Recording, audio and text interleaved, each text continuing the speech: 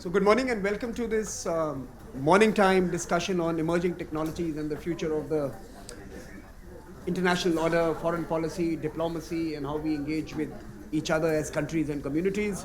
I am delighted to welcome Dr. Tobias Feakin. He's the first Australian ambassador for cyber affairs. He leads the whole of government international engagement to advance and protect Australia's national security, foreign policy, economy and trade, and development interests on the internet and in cyberspace. Toby is no stranger to ORF. He has been here engaging with this institution wearing in his different capacities. He was first with the Royal United Services Institution in UK, RUC, and thereafter he was with ASPI in Australia, and in both those roles he has worked with ORF quite closely. I remember doing a couple of projects with Ambassador Feakin. He was, of course, far more restrained in those days. British sensibilities kept him back. As Australian cyber ambassador, he's freer to talk to us about anything that you really want to engage on. So, Toby, welcome to ORF, and thank you for joining us this morning. What we are going to do is I'm going to allow him to set the stage and speak for 10 to 15 minutes on his role, what troubles him, what keeps him awake at night, what are the kind of questions that he and others are grappling with, and thereafter I'll engage him for a conversation for about 30 minutes and then open it up to all of you to come in. I'm going to make sure that we cover the areas that most of you are gathered to hear on or learn about. So I'll make sure that although his first 10-15 minutes might be diplomatic, the next 1 hour 15 minutes is far more interesting. So Toby, over to you. The mic is yours, and I think you know many people in the room. Absolutely. Look, thank you very much. It feels a bit like coming home when I come to India and come to the ORF. It's a great pleasure to be here. It's always been a great honor to work with you, Samir, over the years, and to be back. The wonderful thing I know about Samir saying he's going to help me set the stage is that he will then pull that stage apart from underneath me and try and ensure that I'm asked the most difficult questions possible. But then that's one of the joys of coming to a place like the ORF, which is so world-renowned for its expertise across the strategic studies space. So thank you so much for so many of you coming today. And I'm expecting, excited, looking forward to a robust discussion and challenging of our ideas and what I think is one of the most fundamentally important areas of foreign policy that we're grappling with in the current environment. I was rapidly jotting down some bullet points to speak to as I sat down because I was trying to think, well, how can I shape this in a way that means that the stage is as robust as possible in order that it's not shaken down too quickly when we get to the Q&A. So in true bureaucratic sense, I'll just say a little bit about the position and try and get off that as quickly as possible so we can get into the substance. But in terms of this area, it is an area where the substance is enormous and growing and ever increasingly at the pointy end of the way in which countries deal with each other. And I will certainly offer you some reflections of being in a role like this for just over 2.5 years now, in the way that, if you like, the pointy end has changed quite significantly in that time. So the position itself was born out of the fact that the Australian government felt that it required a more senior focal point within its Ministry of Foreign Affairs to pull together everything that we did as government domestically and then project that into the international environment. And it came from an acknowledgement that the digital domain, cyberspace, was shaping everything we were doing as a country, as citizens, in a way that was almost incomprehensible, I think, to the broader public. But certainly our leadership and through our previous Prime Minister Turnbull, there was clearly an understanding that technology literacy was a vital part of our foreign policy, was increasingly part of every single discussion that he was sitting in within conversations wherever they were in the world. Therefore, having an ambassador for cyber affairs was a really important new part of Australian architecture in the way that we delivered what it was that we wanted to achieve in the international environment. So I landed in this job in January 2017, an absolute privilege to be given a job like this. Genuinely, I can tell you, you won't get many more exciting jobs than this in government. So if anyone's an aspiring ambassador for cyber issues, go for it. It's probably one of the best career options you could ever choose to have. And genuinely lends itself quite neatly to that think tank mindset, which is you're dealing with a rapidly evolving policy environment where you need to be on the front foot. And perhaps not just always following convention, but thinking of ways that you can buck the trend, change ideas, and shape the way in which you're interacting. So a real privilege landing in that position. So I landed in January 2017, was quickly in a bureaucratic way ticked off in a list that the deliverable had arrived, everything's okay. But there was another deliverable that I had to deliver and that my team had to deliver, which was an international cyber engagement strategy. So the way in which this position is set up is very much around the international cyber engagement strategy, which was produced in 2017. What does that say? Well, it essentially says for Australia, what we're really concerned about here is ensuring that we have the economic prosperity environment that we'd all wish to create. So how do we engage in our international trade negotiations, our bilateral trade negotiations, our multilateral trade negotiations, to ensure that the kinds of digital principles that we want to make sure at the forefront for our own national priorities are clearly placed into that international milieu. We also want to ensure that we're making the most of all of those economic opportunities that exist for promoting our own companies, services that deal with the cybersecurity space and the digital environment more broadly. So we go about trying to promote those as clearly as possible. And if you like, there's one watchword that I can give you, and I think one watchword that really does encapsulate the way we've set this strategy up is trying to be as transparent as possible about the things that we want to achieve in cyberspace. I still stand by it. I don't think there is any other strategy out there around digital environment, cyberspace, that is quite so clear in stating what it is government's about, and saying things that I think are pretty edgy still, even 2.5 years later, in the way that we set ourselves up as government. We acknowledge, though, and this is what we address, that there are clearly significant security challenges that we're looking at. And I'm sure you've heard many people come and talk to you about cyber issues and say, you know, this is a conversation about opportunities on the one hand, but risks on the other that we need to equally address. Well, we acknowledge that without appropriate levels of cybersecurity and cyber resilience amongst our partners, especially in our Asia-Pacific neighborhood, our Indo-Pacific neighborhood, then we seriously will fall down as Australia. So we work hard in investing a lot of money, time and effort in trying to raise the cybersecurity bar around our region. When I began in this role, I think we had 2 different projects running around the Indo-Pacific. We're now running over 40 different projects, which range from those helping address strategic policy concerns around cybersecurity, to raising digital awareness and connectivity, to assisting with emergency response mechanisms when dealing with some kind of cyber crisis. We work with a range of different project partners, from big end of town private sector industry to tiny little SMEs and NGOs with maybe only a handful of employees, because we realize to try and increase that cybersecurity bar and ensure that we're engaging as far as possible, government, well, you're only going to be listened to by certain constituents. Unless you work and harness this idea of partnership and embody that in the way you do your work, you're not actually going to reach as many people as would be otherwise possible. An area of work that I spend a lot of time on and is deeply concerning.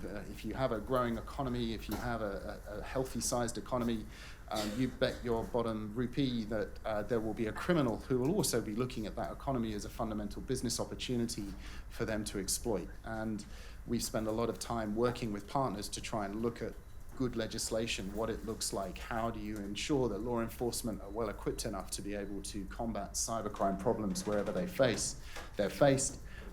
It's a big issue, and what we see in our region is cyber criminals actively looking to target not only the financial resources, but also physically relocate into the Indo-Pacific region in order to carry out their activities. Let's face it, if you're a criminal and you're concerned about being caught, your percentage chances of being caught are far lower in the Indo-Pacific than they would be elsewhere, where standards have increased, if you like, in digital standards around policing and convictions in cybercrime.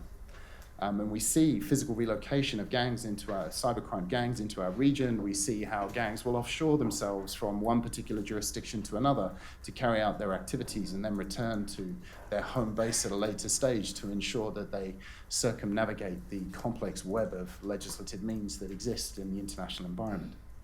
An area of work that we'll no doubt get to talk a little bit more about in this discussion, and something that affects us all, happily or unhappily, is the international security environment, where something I've certainly seen in the last 2.5 years is if we thought that certain states were unrestrained in what they were doing in cyberspace, over the last 10 years, that has only begun to increase in scale and reach over that intervening period. So spend an enormous amount of time in digital diplomacy, reaching out to other countries to ensure that our contacts are robust, ensure that we can de-escalate in time of crisis, and most importantly, that we can change the risk calculus of a would-be adversary to ensure that next time they think, would it be a good idea to do X, Y, or Z to a particular country, they actually think twice, because they think, well, is the risk worth the payoff in the longer term for the way in which now we're being called out for these kinds of activities? And I certainly think something that's changed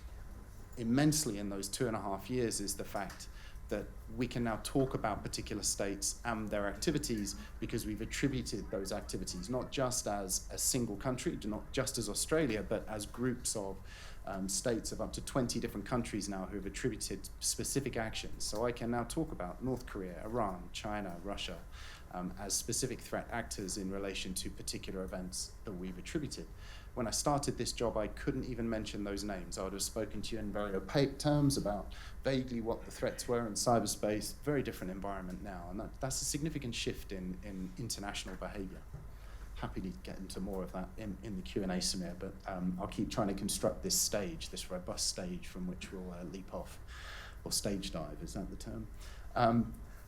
So those are the security risks, but we understand, there are fundamental issues that human rights online are equally important as they are offline. The fact that internet governance is a concern, it's geopolitically laden. There are clearly forces at work that would far prefer that the internet, rather than being an, if you like, almost ad hoc arrangement of NGOs, bit of state involvement, private sector entities, is far more state-centric in its view and the way that it's run and operated, and that states have a far stronger hand in the way that internet architecture is actually delivered and governed. And we also work really hard on the whole technology for development side, which is where we do a lot of our work on uplifting cyber capabilities around the region. So what's the biggest shift in threats and various other areas of my work over those last 2.5 years? Well, I think if I was going to point to perhaps the threat environment, on the cybercrime front, again, I think it's no small issue, the fact that cybercrime, the cybercrime environment has changed significantly. We see an enormous increase in the amount of cybercrime activity. One reason we see that is because we're getting better at detecting it and mitigating some of those threats, but that equally gives us a better understanding that this threat picture is evolving. And perhaps one of the biggest concerns is seeing the way of which the bar of entry for a would-be cyber criminal has lowered considerably over the last 5 years. Perhaps in the late 90s, when I started looking at various different cyber-related issues, if you were a would-be criminal, you'd have to be pretty up there with your ones and zeros and your programming skills to be able to conduct some kind of cybercrime activity. Now, if you were willing, you could jump onto the darknet, download a few fairly basic tools and instruction manuals, and you yourself could be a cyber criminal. I'm not advocating it for any second. Please don't think about changing careers here in this room or anyone at home. But certainly, it's a way in which we're seeing that environment reshape. And also, one big concern, serious concern we have, is the way in which serious organized criminal entities are now increasingly relating to state-based threats as well. Now, that's always been an issue in the past, but it's certainly ramped up over the last 3 to 5 years quite significantly. And a big change that we're seeing is the number of countries now that are developing military-grade and also other-grade offensive cyber capabilities. And that in itself is not an issue as far as we're concerned, but it's certainly a concern if those developments aren't done with a mind and understanding of international law norms and some of the restraints that you might actually place on the use of those kinds of cyber capabilities. I think a big change that I've seen over the last 2.5 years is the intensity of this conversation. I mean, Samir, I remember being back, it was 2014, I think I came for your very impressive sci-fi conference. Always been a big interest in India and digital issues, but I would say that there has been a comprehensive shift and explosion in the way that everyone now is talking about digital issues. I would say that the average citizen now is comprehensively different in how data aware they are in terms of where that data goes, what might be done with that data, and what an individual's position is, if you like, in that food chain and how they can affect it. As states, we are talking about this issue in a comprehensively different way than we were back in 2014. And I think one of the ways, and we'll get into this conversation, that's shifted is around a clear understanding that we are in a very different era now around digital technologies especially, but certain key technology areas that are emerging in the international environment that are going to comprehensively reshape the way that we as societies and economies grow and shape our own environments. So, we will get into the 5G discussion, and I'm happy to talk at length about that as much as you require. But for me, the 5G area, if you like, is the tip of a technology iceberg. We see that technology area is one of a range of different decisions that governments are going to have to look at, be it quantum computing, be it various AI-related issues, machine learning, and all of those technologies that I'm sure you all know and love in this room. These technologies are going to shape us as much as we would like to allow them. So now I think as governments, what we're doing is thinking very clearly about, well, how is it that technology matures, both from a technology perspective, but equally, how does that technology get absorbed into the global environment? Because there are different lenses through which that could occur. So we need to decide how we as societies, we as governments, want those technologies to either shape us or to shape them. Because other countries around the world are certainly thinking very clear-headed about this. And I think at the moment we're going through not only that shift in societal understanding of what the cyber domain means and what data means, but now it's an understanding, well, what do these technologies mean to us and our children and our grandchildren over the next 100 years? Because the economy that will shape just around something like AI is pretty earth-shattering over the next 20 to 50 years.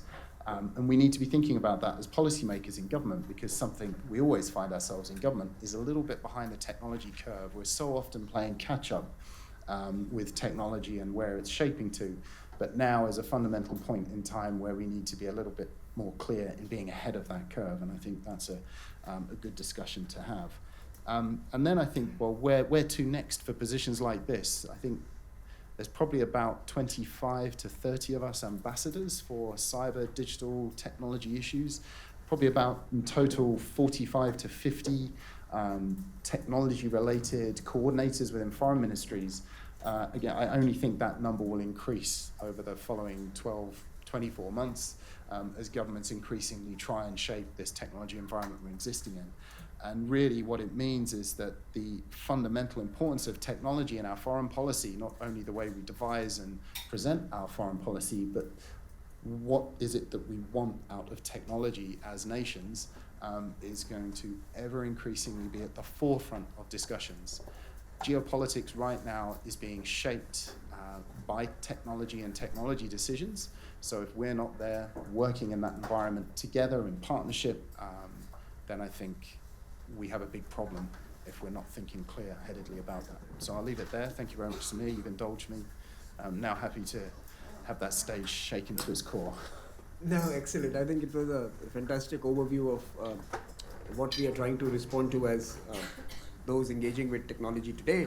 I'm going to ask you a few questions before I open this up. I think the first, of course, is what is so different about emerging tech? We've always had technology, right? From the time we invented fire to the third industrial revolution. Technology has shaped foreign policy, has shaped economies, has shaped societal progress for the recorded history, right? What is it that is so different about technology now that we need a technology ambassador and that we need so much emphasis and focus on technology? Why is it that 5G is fundamentally so much more complicated than, say, opening two adjacent bases in Darwin, one for the Americans, one for the Chinese? What is it about technology that is shaking all of us up? And I think that's something that maybe we should, the emerging technology especially. Definitely. Okay, that's a really good question to unpick. I think firstly, I'm always interested in rooms like this with so many great minds. Of anyone who can give me a really great historical example of when you saw fundamental shifts of technology reshaping geopolitics and you can think back to the advent of particular types of shipping, of muskets, let's say, and warfare. For me, I think, let me skip to the third point that I was going to make. For me, what's the fundamental difference here? I would love to put that question to anyone who's watching on the live streaming or here. Could you give me a historical example when you saw the maturing of so many specific technologies all at the same point, and the impact that all these technologies can genuinely have in the way we live our lives? So when this job started, it was saying, well, we've had this thing called the internet and the digital environment, the internet as we know it currently for 25 years. So as governments, we need to be involved in the shaping of that environment and ensure that it replicates our interests. Not 100% across the board, but it's shaped in a way that makes sense from Australia's perspective and a liberal democratic view, and that means that everyone can enjoy the wonderful experience of being online, the freedom of communications, of economic transfer, and everything else that means. So it was an understanding that after 25 years of the internet being in existence, we needed to take this far more seriously in the way that we delivered government interests as well. But the difference now, I would say, is that you've got the convergence and the maturing of the digital environment so that we have billions of online users. 25 years ago, you'd be talking about hundreds of thousands. Now we're into billions of different connected individuals around the world. And then the technologies that are going to leapfrog off the back of that are now maturing, and I've stated many of those in my comments. So when you have that amalgamation of these different technologies and the way in which those will then, or we will interact with them, and then they will interact vice versa with our economies and our societies, we're about to go through huge transformation. I mean, I even for me, when anyone talks about threat environment change, what are your biggest concerns around threat? For me, it's just purely around something like the connectivity piece. Once you have billions of additional devices put into your networks around Internet of Things connectivity, immediately you have a larger threat environment, and one which is, to be frank, less secure because it's all being designed with cost point and connectivity in mind rather than security, and I understand why that mindset's there. But it's when you link that to then the overlay of AI, and AI is used as a very generic term, there are many different aspects to that. But once you start merging the accumulation of these enormous data sets that we now have because of the internet being around for 25 plus years, applying machine learning, AI, analytics over the top of that, combine that with what will happen soon around quantum computing and various other areas of digital technologies, this will just change the way that we understand, I think, the way our economies run, and will provide lots of wonderful new opportunities in our economic space. But and I'm sure as a nation, India is going through this conversation as well. It will change the way we view workforces and what prioritization will be put on different parts of our workforces in our nations. So for me, it's the kind of convergence of all of these technologies that makes it so fundamentally different, and it's rare in history where you get that convergence and maturation at the same moment. And that's why, I've been calling for this for a good 6 months now. We are now at a point for the idea of grand strategy of technology for governments. It's a requirement. You need to be thinking very clear-headedly about this. So when you relate that to 5G, what is different about 5G? Well, it's often, someone would pick up their phone and say, that means I've got another number on my phone. It means it's a little bit quicker and I can do a few more things with it. I can get to my Facebook and Twitter accounts, and that would be good for you, Samir, because you love a good Twitter. It's so much more than that. For Australia, this was about saying, well, for us, 5G is an investment in our future connectivity piece. It's probably the biggest infrastructure investment that we will make in our lifetime. And why is that? Because 5G will enable the future of connectivity, be it our smart cities programs, be it the concept of driverless cars, and all of these wonderful things that will emerge off the back of that increased connectivity. But that requires then, as a government, you need to be thinking clear-headedly about, well, what are the risks that you might have within that network? Therefore, do we care who builds that network and maintains that network? Should we care? Well, we came to a decision that, yes, absolutely, we should. And that means that we should be thinking about principles upon which these new technologies are built and absorbed into our own society for our own economic security and also our national security interest. So, we came to a decision which was essentially saying if we don't feel comfortable with degrees of transparency, with if you like, the background of particular high-risk vendors, well, then we would restrict their ability to be able to provide that backbone infrastructure for us. The difference, and there's all sorts of different arguments you'll hear around 5G networks. Lots of discussions around, well, you can put mitigation processes into place and be able to defend core parts of the network against the peripheral parts of a network. As far as we were concerned, once you get to the full maturity of a 5G network, it's one network. There's no such thing as core and periphery. It's essentially you're running such high-risk operations across the entirety of it, and I think the driverless car is probably the best example. It's not as if you can afford for the signal to a driverless car to drop out now and again, because it's making millions of calculations every second as to what its surroundings are all about. Therefore, for us, the whole concept of mitigating certain parts of the network was just off the table. So it's then applying that mindset to that kind of network. We then decided that actually we needed to make some fairly hard-nosed decisions around what that looked like. So we took a decision in August last year, and it's been amazing to watch that 5G technology space just explode in the international environment. And I would say stand by to see more of those kinds of technology-related decisions and discussions take place. So let me come to some of those. I think that might be an interesting conversation. Now, typically, you would expect that if Australia or one of the Five Eyes was to make a technology decision, the others would follow suit. That would be the normal assumption, and that's what held maybe even the previous century together. These Five Eyes working together in tandem in certain key sectors. Today, you don't see that unity. There are some of your previous homeland, for example, and some others who have taken a more ambivalent and ambiguous position around 5G. Some are perhaps even saying that the vendor you are worried about is the vendor they would like to engage with.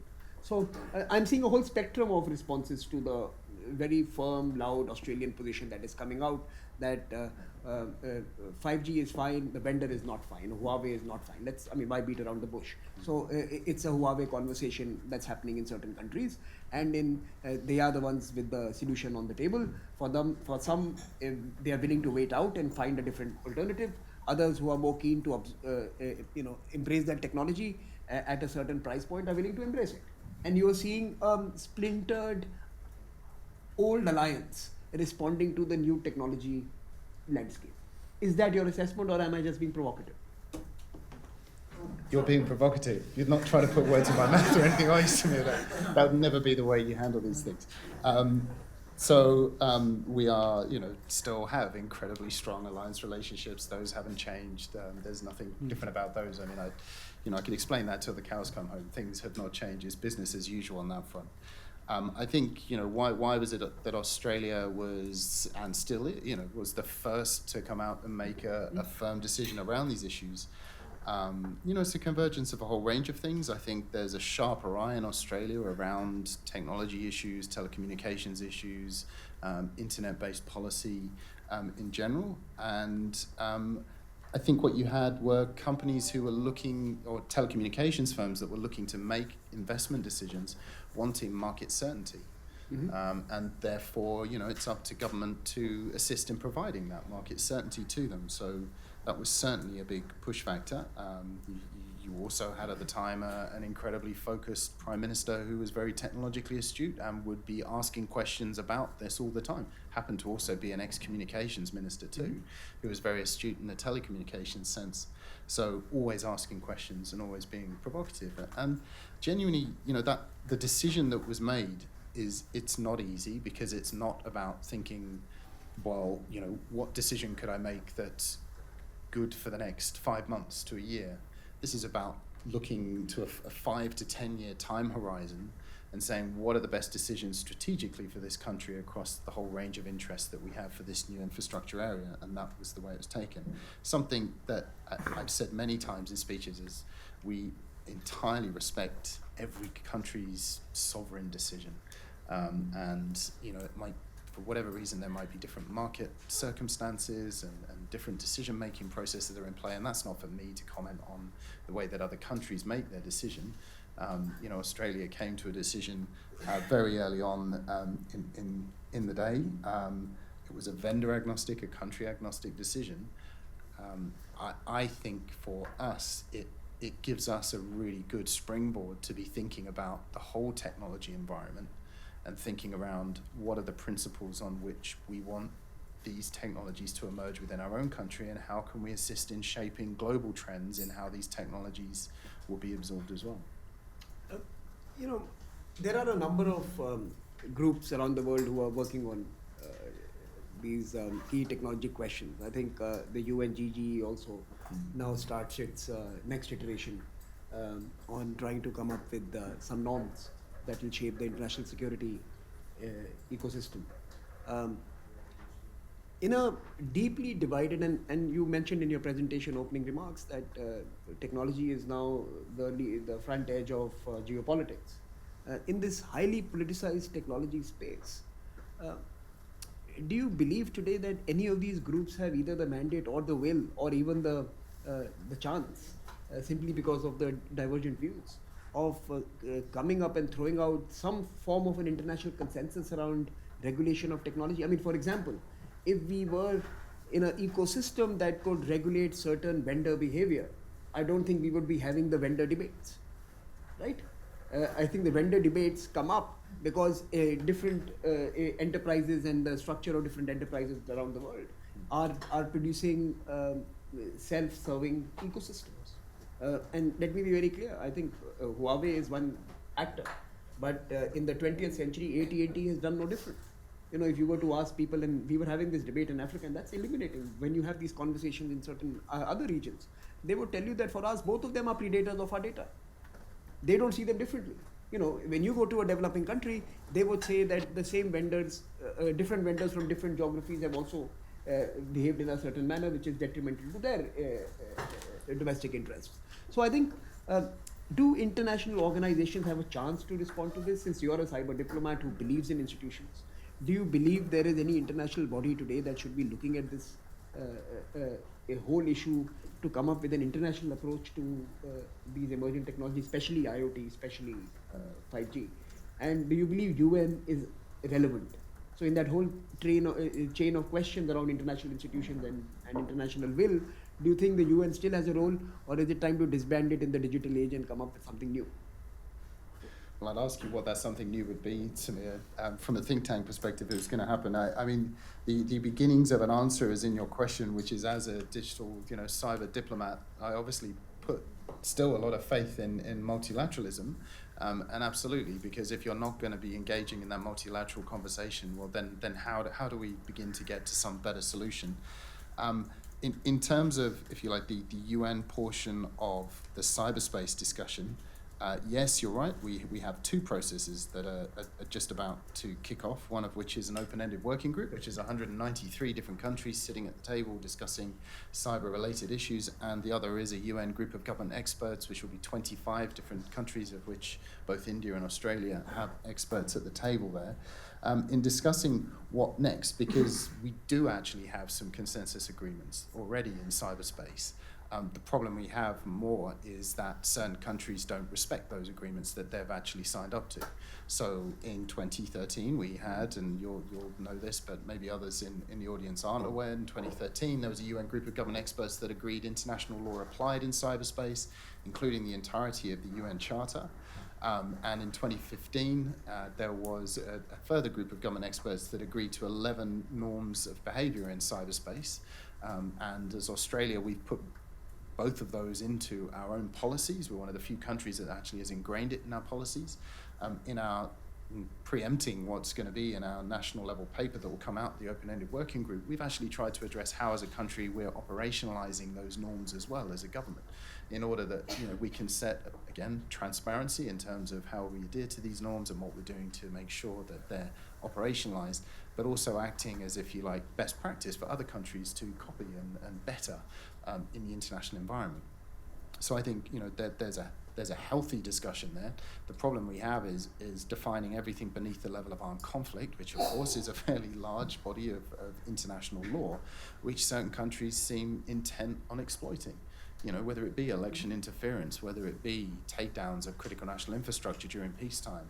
We've seen repeat offenders in this regard, and we need to ensure that becomes something that's less frequent. And in order to do that, it means that we need to reach some sort of agreement around and definitions around what that looks like. And when we've spoken and was spoken at great length about the last UN group of government experts and maybe why it didn't reach a consensus report, it was predominantly around the fact that certain countries just wanted off the table that particular discussion. And for us, that's a non-starter. We've already published as a country 2 different updates to our approach to international law beneath the level of armed conflict. Really pleased to say we've got a group of private sector and academic lawyers who are helping government think about these issues as well. We're trying to spread the net wide. Again, multi-stakeholderism, which I know is one of those bingo words that comes up so often. One way that I felt that word can be embodied and made more practical is as if a position like this is engaging further than just its government colleagues and listening very seriously to those positions and trying to put them out into the public domain as well. So we've got a group of external lawyers who work with us as well in terms of trying to define that. So I would say, stand by for more to come from Australia to try and promote that discussion. It's not a bad discussion to have, but certain countries would prefer that discussion doesn't take place, because then it restricts their operating environment that they can actually utilize in carrying out certain activities. And happy to talk about that in any further length if you'd wish. What we do have is a UN Secretary General who's very much seized of the digital domain and everything that it can offer. And we saw very quickly the way that Gutierrez was referencing cyber-related issues in a couple of his very early speeches as Secretary General. And it illustrated the fact that he was very focused on this issue. He's had his first digital panel recently tie up with a set of recommendations, which are all looking pretty positive as far as we're concerned. But it certainly shows, and if you have the opportunity to be at the UN at some point in the next 12 months, you'll see that organization is very focused on these issues.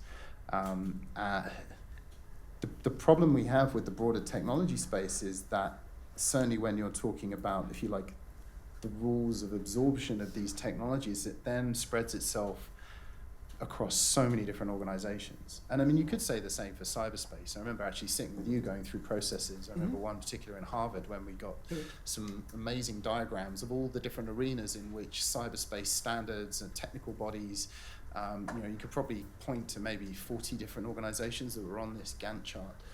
Similarly, if you began multiplying that across the broader technology space that we're dealing with now, you're up into far more, let's say. So as a government, you've got to be thinking about, well, where do you apply resources? What are your priorities? Now, certainly with Internet of Things devices, we see that as a huge priority. It's always part of our bilateral discussions with other countries. How are you approaching IoT? What kind of standards do you set domestically? Where should we be engaging? Suffice to say, we still don't have the gold-plated solution as yet. But what we're aware of is that security by design is just not the watchword in IoT, and that's concerning. So you mentioned election interference. We've been hearing news reports coming out of Australia about a deep awareness now, a new conversation happening in Australia about the influence operations. The digital is one part, but also the real world. You're also seeing universities. There was a whole recent series of articles around funding sources and investments and individuals with linkages to certain political organizations beginning to hold sway or influence on public institutions in Australia. As a cyber diplomat, is this an area that you actually work on, and is this an area where you believe there now needs to be a greater degree of a coalition formation that should be responding to these operations, which are fairly common in many parts of the world now? And have you found ready partners in the world to work with you on this? Well, I mean, I would say in this area, it's been a constant request from other governments is to look at our architecture in the way that we are looking at foreign interference across the board. And I think one thing that we did as a country, which maybe, if you like, was different, was the way in which we were quite public about different legislative means that we took, but by also creating positions like the Foreign Interference Coordinator at our Home Affairs Department, which provides, if you like, that hub of knowledge and outreach effort to ensure that you are reaching not just the digital environment, but the physical environment too. And I guess the key turning point for us was around our view of foreign investment into Australia, and looking at something called the Foreign Investment Review Board, and placing an ex-head of two of our intelligence agencies as part of the apparatus, just to bring the national security conversation into what was predominantly an economic conversation, to ensure that all of your interests were measured in terms of who was buying particular key parts of infrastructure, what does their investment and physical supply chain look like, so that you can make better informed decisions. And I think that's a really good thing for any government to be doing, is how can you be better equipped to make very difficult economic national security decisions. And I think now what you've seen across the board is that we've taken as government a lot of legislative change, and a lot of, if you like, structural change, in order that we can look more holistically across our interests to ensure that a decision is far more cognizant of what all of those interests are. And when you mentioned the universities, certainly, we've done a lot of briefing now with various universities. My colleague Rachel Noble, who runs the Australian Cybersecurity Centre, has done a number of briefings with our universities around cybersecurity standards, what they should be doing, what are some of the measures they should be taking. But clearly that does stretch across, as you rightly say, into the physical environment. Lots of different international students coming through, and it's not for a second, international students are something we welcome and a really important part of Australian society and our university ecosystem. But it's also understanding the risks that they have, and that universities have in dealing with these issues. And it's no simple thing, because similarly to what we did with big industry back in the early 2010s, was just ensuring that these issues are part of the thinking of the boardroom, wherever it might be. And if you're a big bank, it seems very obvious that you should be thinking about cybersecurity, for example. That's a key mainstay of any of your transaction processes. But then when you look more broadly across the economy, that kind of conversation just doesn't take place. Mm-hmm. And I mean, I'd be interested in your reflections in terms of India and how that the Indian industry does not think policy at all. I can confirm that to you.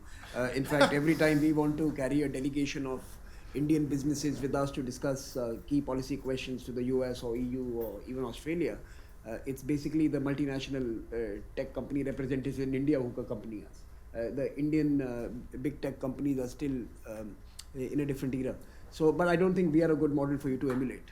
I think the question I really want to ask you is, on the flip side, do you believe that industry in Australia has signed on to your national security project? I think that's the question I want to, because as we learn, but we have a karmic and civilizational time scale, so don't count on us to give you early responses.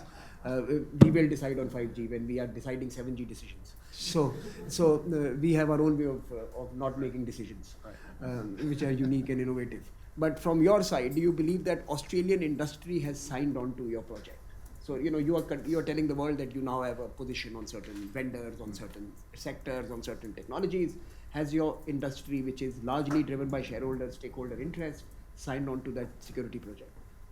I mean, that's a very difficult question to answer comprehensively. What I would say is that Australian industry is certainly in a different awareness environment than it ever has been. Okay. It's certainly more cognizant of risk and where risk might lie across its supply chain and across the things that it does. That is very different. Is there more that we could do? Of course, 100%. And we understand that, of course, in certain parts of our economy, there are always going to be blind spots or companies that don't want to take this seriously.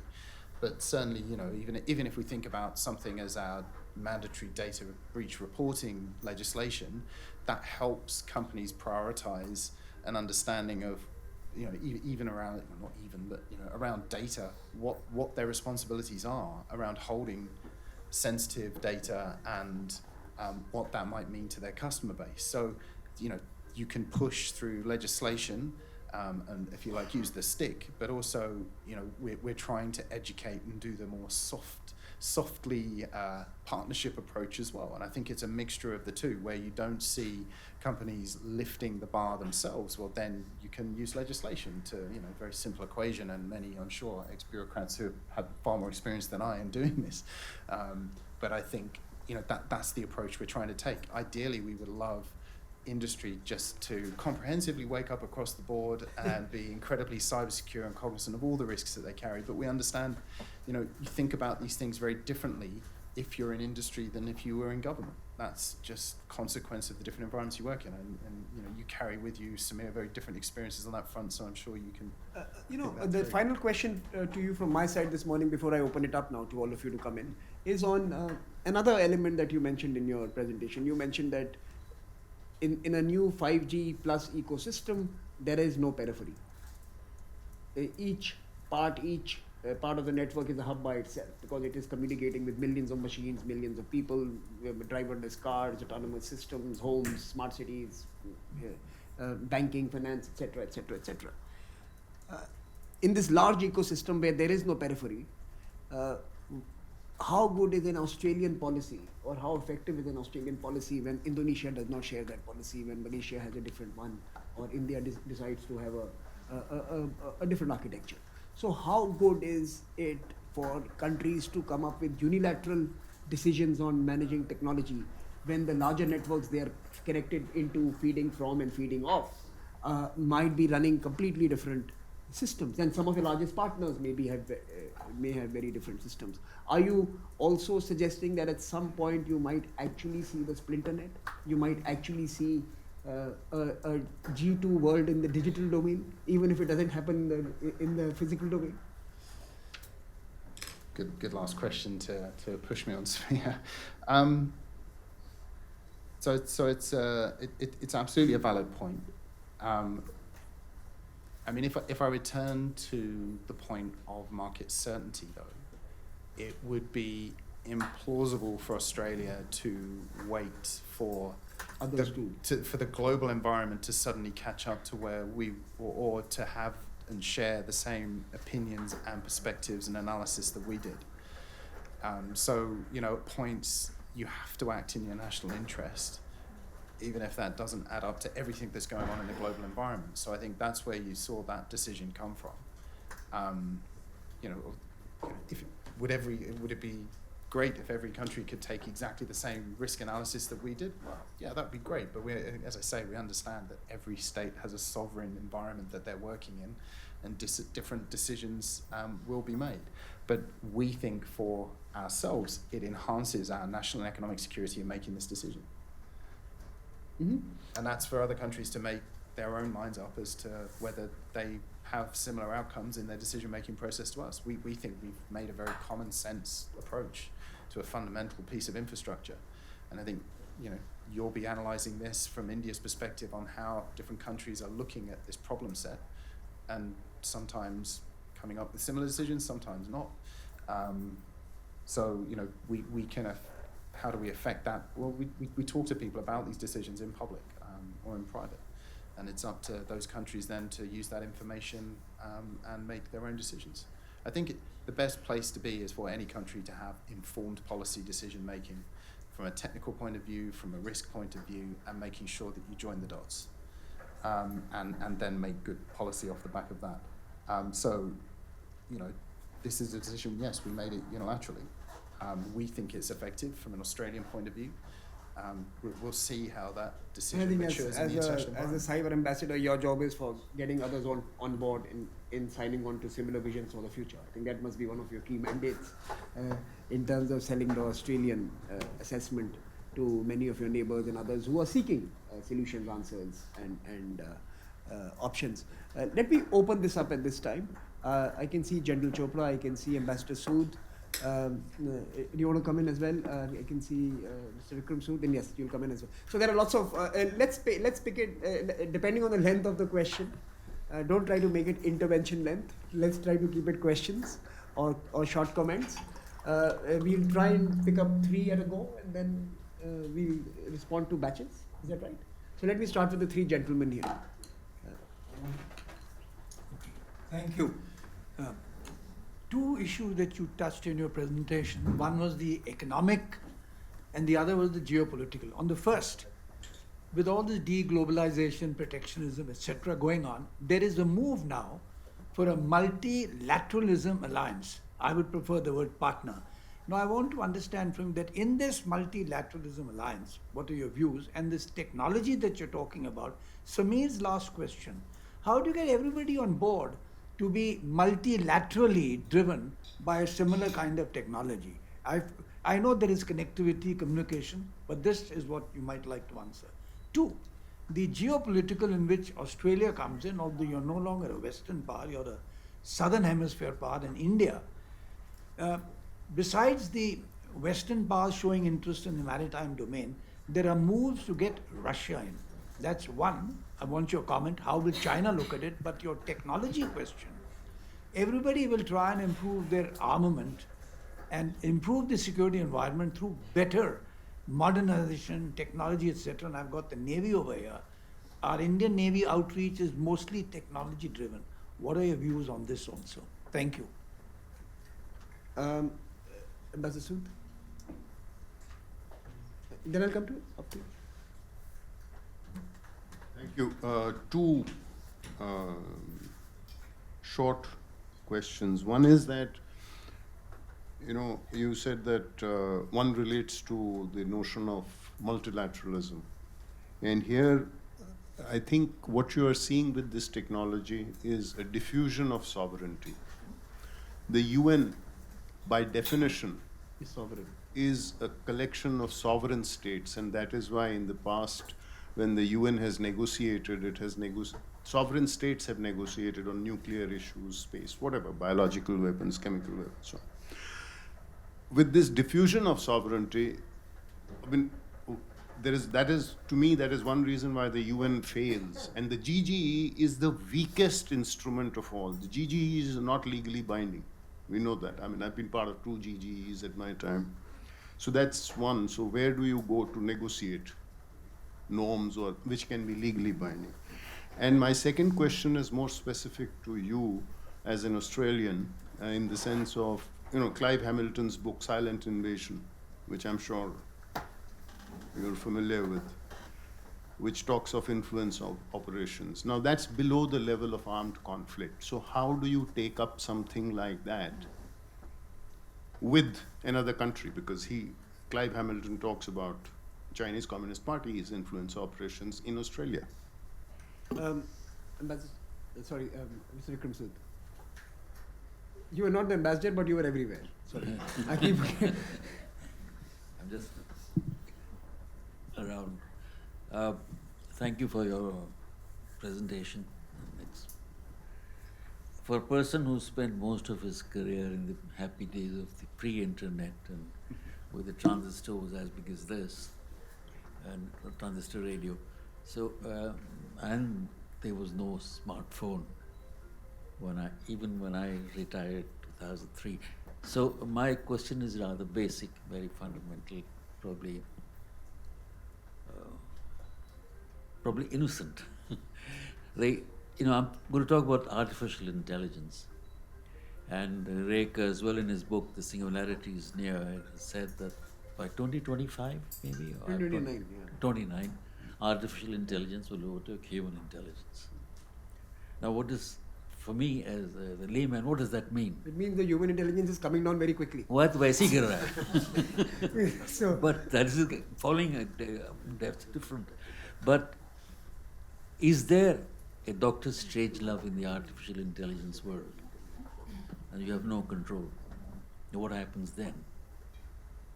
I think that's a fair question. Who's in control of the autonomous systems we are investing in? Let you respond to these 3, and then we'll go to the next round. Sure, okay. Thank you very much for the multitude of questions there. Let me see if I can do even a vague bit of justice to all of them. If you'll let me, I will kind of just jump between some of them and form some good responses. Let me jump in first of all with the whole idea of norms that are legally binding. That would defeat the object of a norm. Norms shouldn't be legally binding. Norms are something which are complementary to international law and to law. For us as Australia, we're just not in the space of advocating for a legally binding treaty on cyberspace. The problem we have with that, I'll return to the kind of effectiveness or otherwise of GGEs. The danger for us of a legally binding treaty in cyberspace, which we know some states are very keen on, and some analysts are keen on, is essentially we'll sit down and we'll take off the board everything that we've agreed, and we'll be starting from scratch. And the whole concept of starting a legally binding treaty in cyberspace from scratch fills me with deep concerns, because we will then take 20 years to discuss what that internationally legally binding treaty looks like, and how it's comfortable to as many member states as possible so that they can sign up to a legally binding treaty. And in the meantime, everything shifted comprehensively in that time gap. Technologies, threat environments, and I'll come back to the threat environment in a minute, to the point that whatever we sign up to be frank, will be pretty much meaningless at the end of it. And in the meantime, because we've taken off the table all the things that we have agreed, whether they, with your view of a UNGG or otherwise, everything will then be taken off the table, which actually gives us some form of accountability in the international environment. We will see states genuinely create the Wild West online. That's my perception of this. And if you think it exists right now, well, at least we have certain tools and standards with which we can then attribute particular state behavior to. So the norms that we already have in place, one of the very simple ones is that critical national infrastructure shouldn't be attacked during peacetime. And we've seen repeat offenders in that regard, and we've attributed behaviors that are not pettier example, we attributed to Russia for that reason, that it, if you like, as far as we were concerned, contravened norms that they had equally had a hand in creating. Therefore attributing it, making sure that it's exposed, and ensuring that other countries understand that these are the kinds of activities that certain states undertake, and perhaps there's some positions that are then consequently taken by those offender countries in the multilateral forums, which are pretty hypocritical, to be frank, then that's a really important part of creating more stability in cyberspace. So, it's a voluntary signing on to certain behavior patterns. Yeah. That's what he's implying, that Yeah. that you can only call them out and try and shame them. That's it.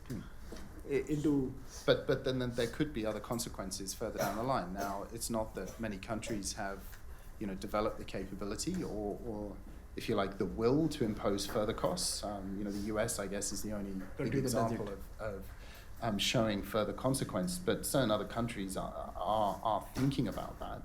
Australia's been through a review process of all the different levers that we have as government in terms of bringing additional cost if required, if the incident was significant enough, and ensuring that we can bring those to bear in a sensible and meaningful way that we're proportionate, mindful of international law and everything else that we've already agreed.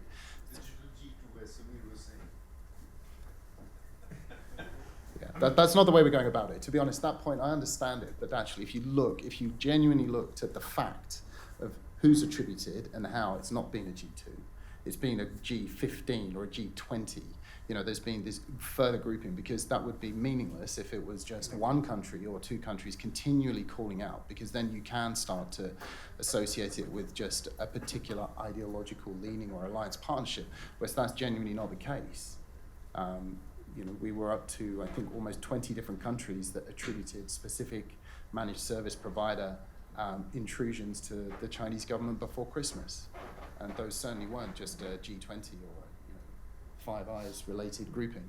So, that's not where we are in the international environment right now. I think it's saying that we already have these mechanisms in place. It's about, to be frank, in enforcing those a little bit more clearly to ensure that they stick. We can get into a discussion around GGEs, but the GGE findings are signed off by the entirety of the UN in UN General Assemblies. They are. It's Yeah, okay, sorry, figuratively speaking then. I don't mean everyone sits down with a pen, but they are agreed within the UN General Assembly, which gives them the stamp of 193 different countries. So, they're pretty valid processes that do have impact. And certainly in terms of what we already have in the international environment in cyberspace, I think, we're in pretty good shape. The danger is that we lose everything that we've spent an awful lot of time agreeing to in that international environment if we began from scratch and started with a legally binding treaty. What else can I give you here? That's a sovereignty issue. the sovereignty issue. Sorry? It's a sovereignty issue. In fact, the US is a negotiating platform for sovereign states. Sure. And the digital by definition diffuses sovereignty. Right? And I think that's the two counterpoles that he was posing to you as a question, that in this digital space, the first thing that you diffuse is sovereignty, because borders become irrelevant, right? And by the very nature of the structure of the domain. What you said, there is no periphery. I mean, all of what you've been talking about. Right? So you have a Those sovereign states getting together to use the UN as a platform to negotiate becomes impossible.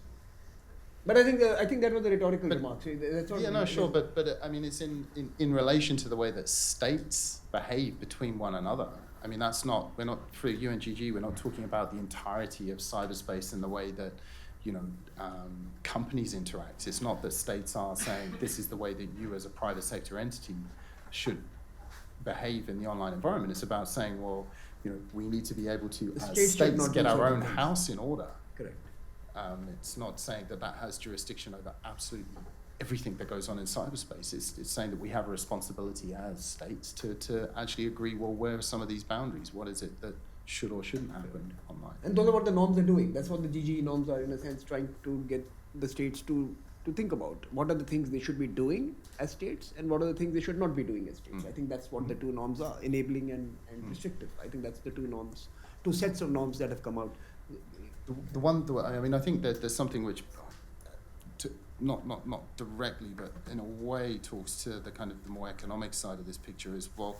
Certainly something that I understand, if we're talking about a construct which is predominantly in the hands of the private sector, is maintained by the private sector, and they obviously are clearly affected by state decisions, then how do you ensure that they are more clearly part of that conversation? And the UN doesn't offer that within its mechanisms right now. And I think the whole digital panel idea from Gutierrez was A good idea. a good idea of trying to ensure that those voices were more clear in thinking in the UN. Certainly something that we do as a country is reach out extensively to our private sector in advance of going to these kinds of bodies to ensure that we're mindful of their concerns and how they're going to be impacted. But a big shift, I think, in the way that these positions, mine and others, are going to have to operate is how we relate to multinational tech industry. And in understanding, well, what are the ways in which a government relates to a company which conceivably at times has, if not the same, sometimes more power and influence than a government. And so a colleague of mine, the Danish tech ambassador, Kasper Klinger, he's based in Silicon Valley just with that single mandate of reaching out to Silicon Valley tech industry to ensure that they're part of that diplomatic conversation.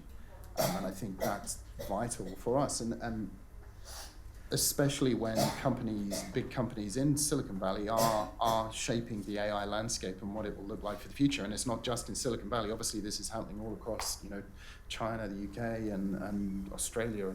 And, but the big players are clearly China and the US in terms of the AI landscape and how it's being carved up, if you will. So we need to be engaging with those firms to understand, well, what are some of the ethical principles and dare I say, values with which you're developing some of these AI algorithms, which will eventually, in the fullness of time, become very much autonomous from, human interaction. They will then, if you like, be let off into the wild and develop by themselves. But it's right now when the basis of that AI is being formed through various algorithms, that's where that part of the equation can be influenced. Because if it's not done with certain ethical considerations and the way in which we as humans want to imprint on the way that AI will mature, then it becomes more dangerous that we get into the dystopian kind of environment that I think everyone's slightly concerned of.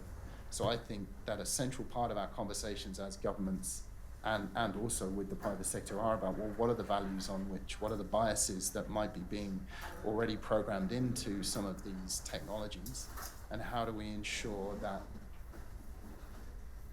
we don't end up in some kind of horrendous Orwellian state at the end of all of this. And these are questions for civil society. Civil society should be, and the one thing I enjoy coming to India is civil society is so strong in this discussion. What kind of AI future do you want? What do you want that to look like? Because you're as much conversation, a part of this conversation as government should be. What kind of AI imprint do you want?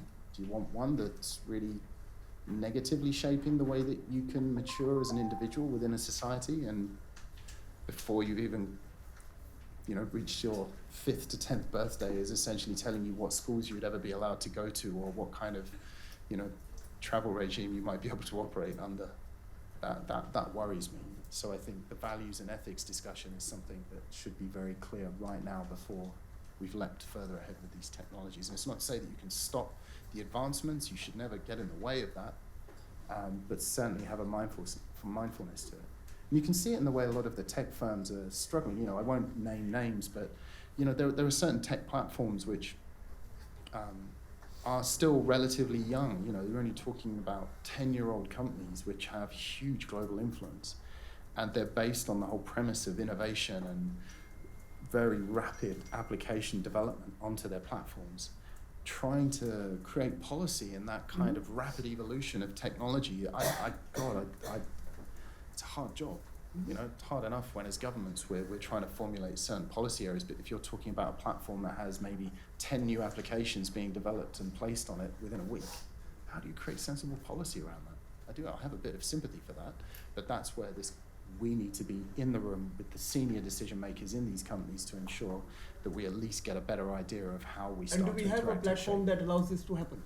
Or there is no single platform. So something I talk about is an idea that one platform that myself and Casper, the Danish tech ambassador, came up with was a cyber and tech retreat, where we took 20 of this kind of position from 20 different nations, placed us in a room with president, vice president level reps from all of the big platforms you'd expect in Silicon Valley, but as single companies, to have a very direct conversation about some of these issues, to ensure that A, you understand the direction of travel, and B, you can create a degree of trust so that maybe you can start taking policy into that room with you. Maybe you can start before you've made a policy decision. Taking technology into the policy discussion.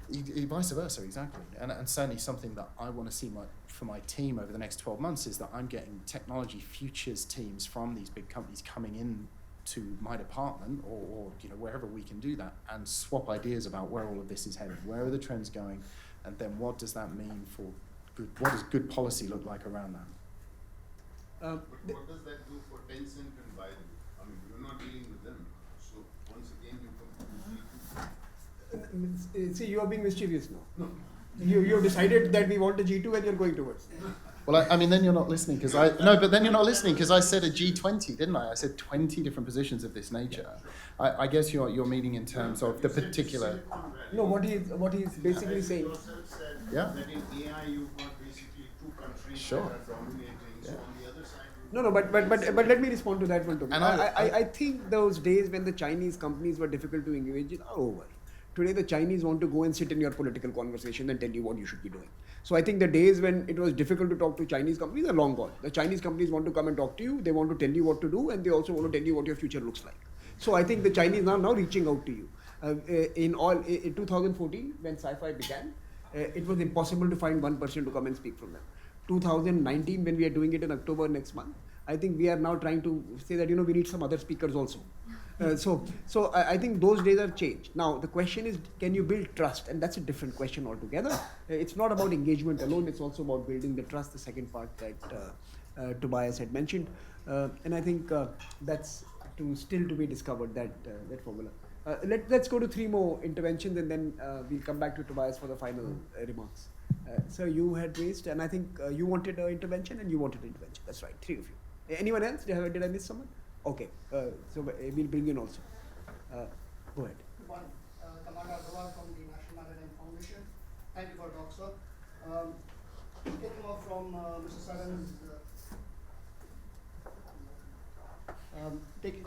Saran's remark, I think you will agree that emerging technology is not country-driven. It is driven by across countries, across borders. So do you think that giving a policy by a country can help the entire development? That is one that I would like you to answer. And the second is, with every emerging technology, I think 2 basic issues that go hand in hand is ethics and privacy. You somehow have skipped these 2. Would you like to elaborate on it, please? I think you mentioned ethics a few times. But let's look at the rights in the data regimes. I think maybe that's the question he's asking for the tech sector specifically. I wanted to come and ask you, pose your question on that finally, but we can take that. Ambassador. Thank you very much. Very interesting information and discussion on the emerging technologies. Now, my question is really going back to what Rakesh was saying earlier. See, the traditional and the classical statecraft is based on concentration of power and the security apparatus in the hands of the governments of the day, who can use that power and the security to define a certain world order. The emerging technologies are actually diffusing the power, as you said, to individuals now.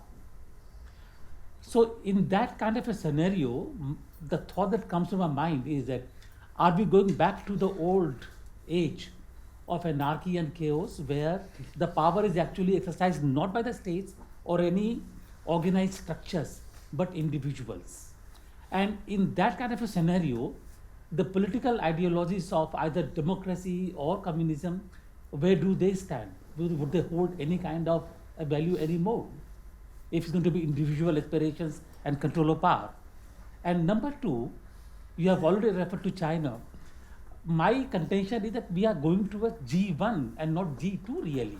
And Samir said that today it's difficult to find any other speaker than beyond Chinese. Yeah, so I think that's the happy state he's talking about. After all the struggle, we will eventually get there. I think that's the correct. There was sir, please. Thank you, Tobias. David Rubins. I'm the executive director of the Institute of Strategic Risk Management, which is a global think tank. It seems to me, both in this forum and in so many other forums, that there is genuinely a grasping for a language to describe a new paradigm. And that the idea of national security, as previous speakers have mentioned, is a terminology that just does not describe the reality we're looking at in the future. I'll keep it very short, and the very short question is, you use the word enhancement to enhance national capability and your own activities. The word that hasn't been used is dependency, in that we have critical dependencies the more complex these systems become, and the less control we have over them. And so the general direction of travel, is it one of increased resilience and enhancement, or is it intrinsic to these systems that they are vulnerable and they are fragile? Mm-hmm. And the last intervention, I think. Wait, just behind you, sir. I'll come to you. Go ahead.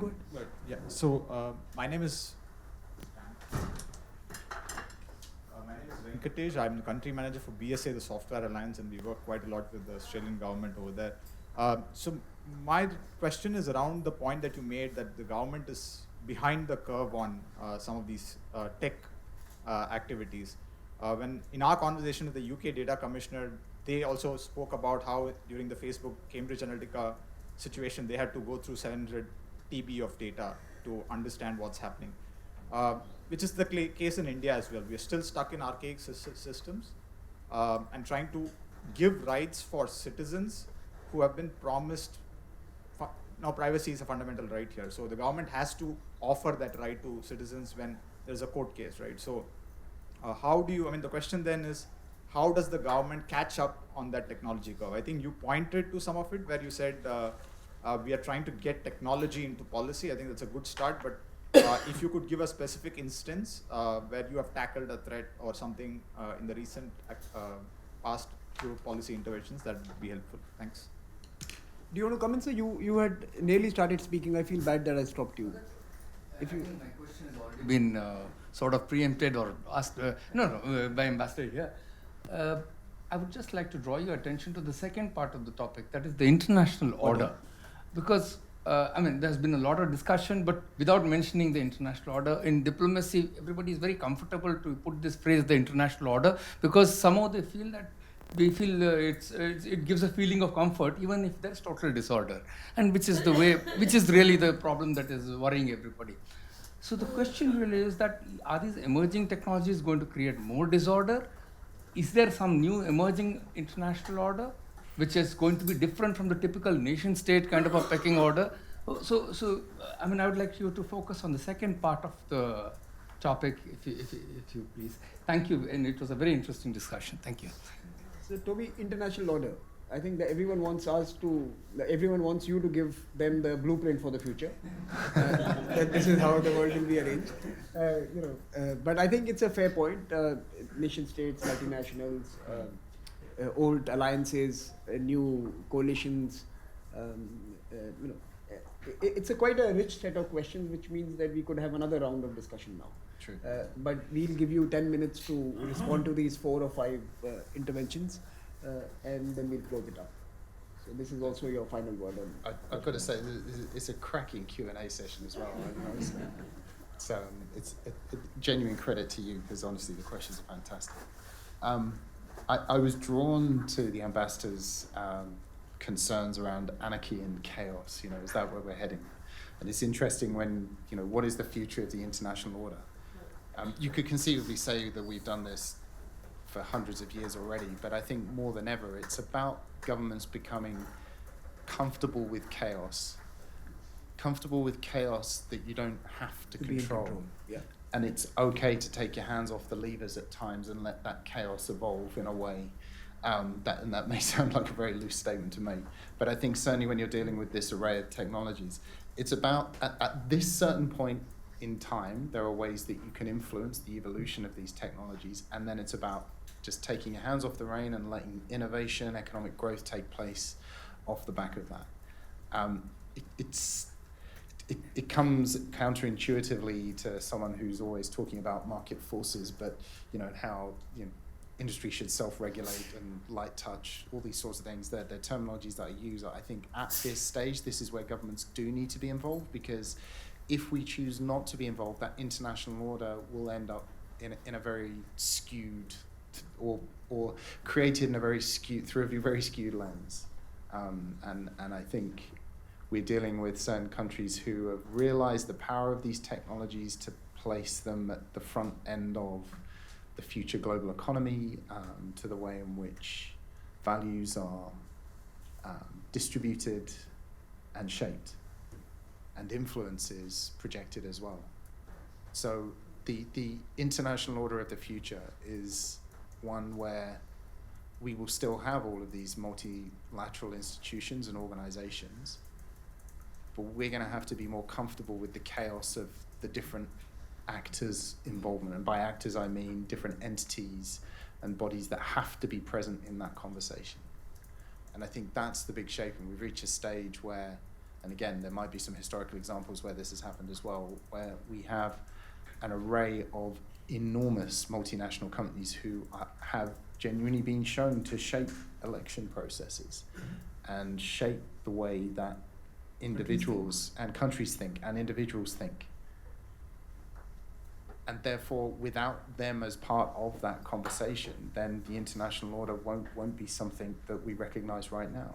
It will be the more anarchic chaos rather than the slightly organized chaos that we'd look for. So I would hope for an international order which is, slightly more organized chaos than the anarchic chaos that it conceivably be. And, when the first question was around, tech is, cross-border, and we don't, as governments, we have a certain amount of influence on that because we know that this innovation is taking place across borders, and by big multinational and small firms. It's about, well, how do we take that chaos and set up the right environment that those companies, yes, can prosper, but don't start changing the very nature of the way that certainly Australia operates as a liberal democracy. That's something that we're very concerned about as a nation state. We want our companies and international companies to flourish and innovate and have every opportunity to take advantage of these kinds of technologies, but we don't want that to be at the expense of our liberal democratic values and at the expense of countries who feel that it's acceptable to interfere in our processes via technological means.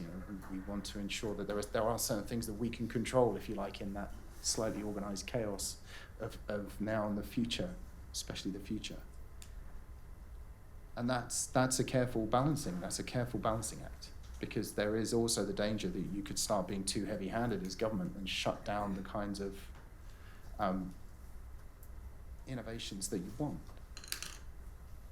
For us, I certainly feel, and I might have said it already in this conversation today, I did actually earlier on, but it is now, right now is the time for governments to be thinking about grand strategy and technology. And a plea that I've made to think tanks that I've spoken to is that they're thinking about that concept and what it means.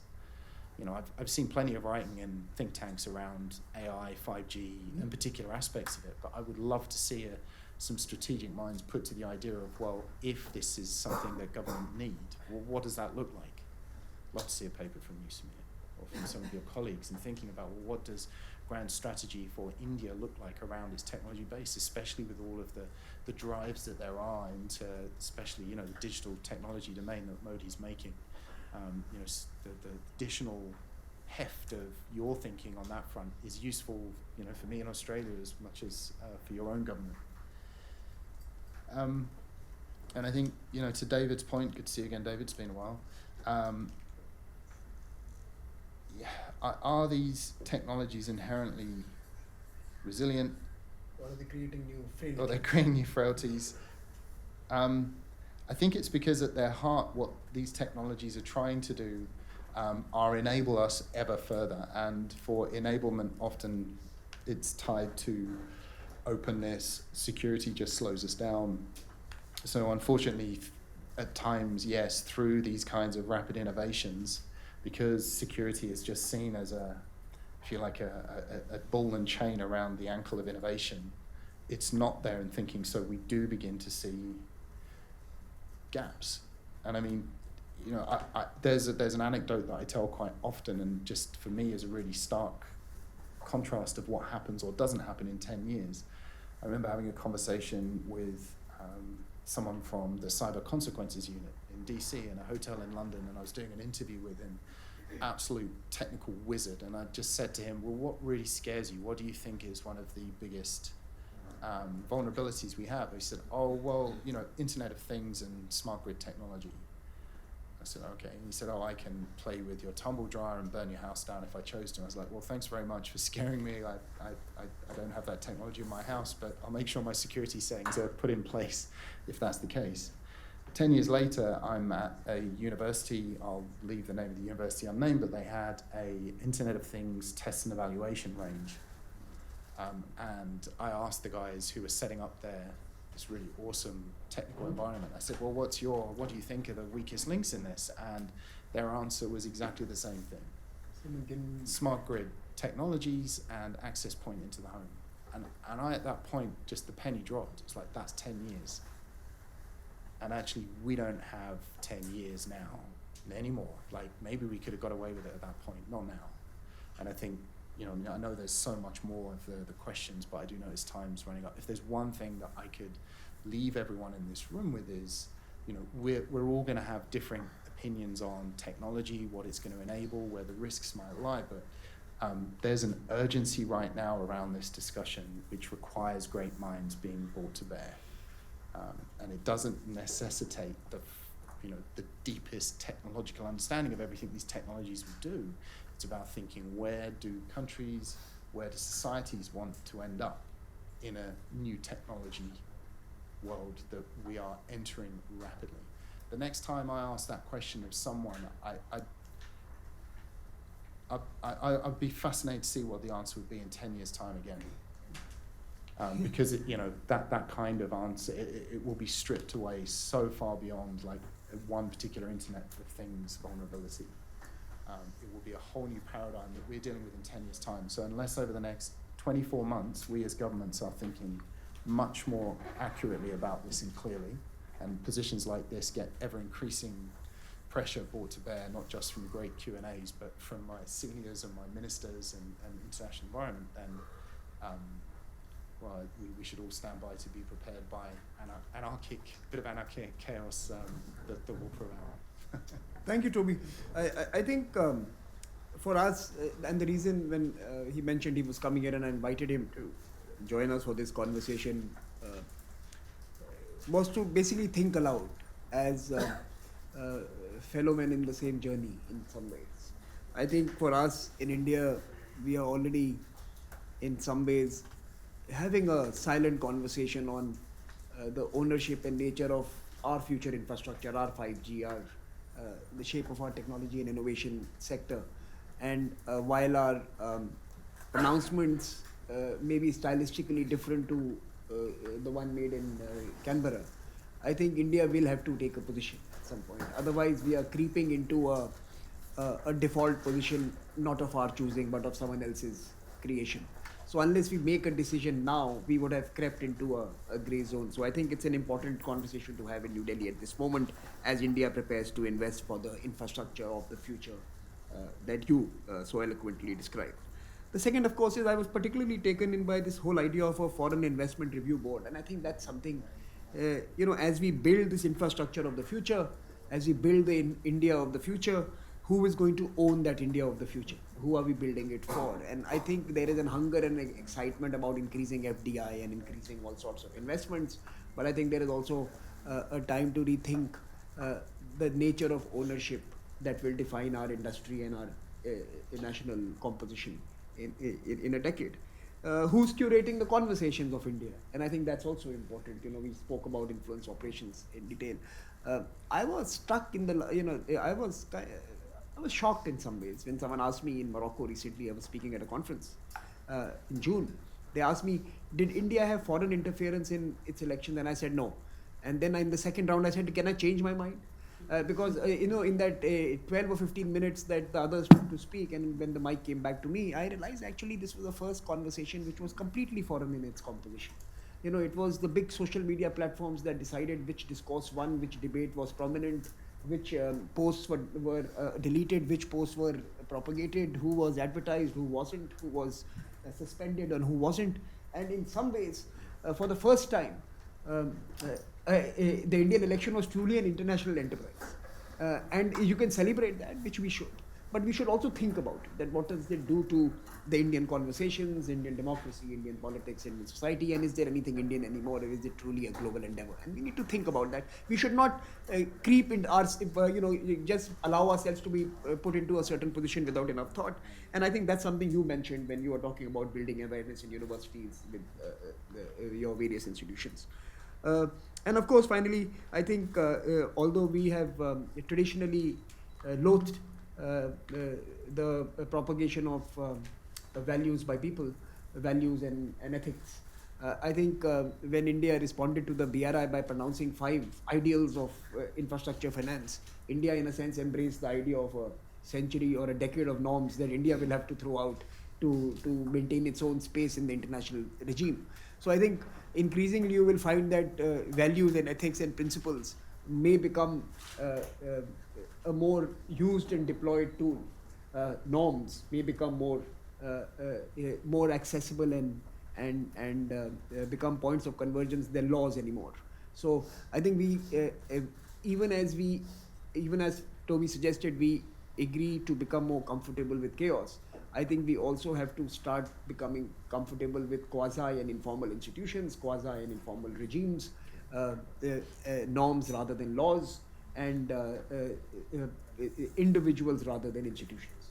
And I think individuals will matter, and most of you in this room have a voice, and most of you in this room will also be influenced by others. So in that sense, it's a new age.